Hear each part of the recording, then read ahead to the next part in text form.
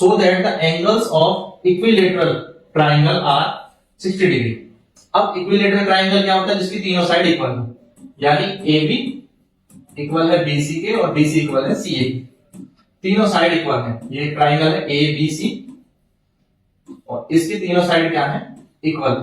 तो इसके तीनों एंगल भी इक्वल होंगे, तीनों एंगल भी क्या होंगे? इक्वल होंगे। Angle A, angle B, angle C equal होंगे। और वैसे आपने याद भी क्या होगा, ये तीनों क्या होते हैं? 60 डिग्री होते हैं। बट हमें यहां पर ये प्रूफ करना है, तो प्रूफ कैसे करेंगे कि इक्विलेटरल ट्राइंगल के तीनों एंगल 60 डिग्री होते हैं? प्रूफ करें। ठीक है, तो आपको दिया है इक्विलेटरल ट्राइंगल, तो आप इतना तो ले सकते हैं गिवन में। गिवन क्या है? गिवन है an equilateral triangle, equilateral triangle ये गिवन है। इसका मतलब इसकी तीनों साइड को आप इक्वल ले लीजिए। ये आप क्योंकि एंगल को नहीं ले सकते हैं, ठीक है, इक्विलेटरल ट्राइंगल लिखने से आप इसको ये ले लीजिए कि तीनों इक्वल है। 60 डिग्री अगर खुद ही ले लेंगे तो फिर प्रूफ कैसे करेंगे? तो हमें प्रूफ करना है तीनों साइड्स इक्वल है क्योंकि इक्विलेटरल ट्राइंगल है, और हम जानते हैं angles opposite to equal sides are equal. Angles opposite to equal sides are equal. तो इसलिए angle A, angle B, angle C क्या है? इक्वल है। अभी मैंने ये लिखा कि 60 डिग्री है, इक्वल है। और sum of angles of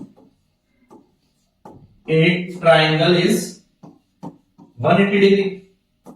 simple सा प्रूफ है, बस हमें थोड़ा लिखना है। अब तीनों का सम क्या होता है?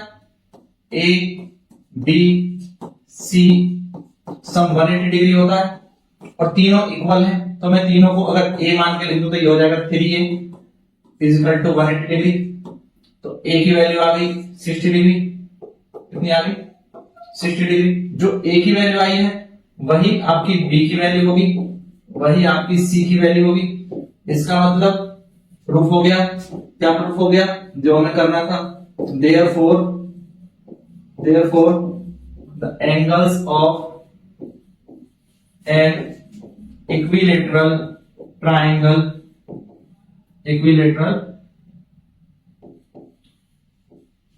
is 60 degree. ये हमें प्रूफ करना था और ये हमारा प्रूफ होकर के आ गया।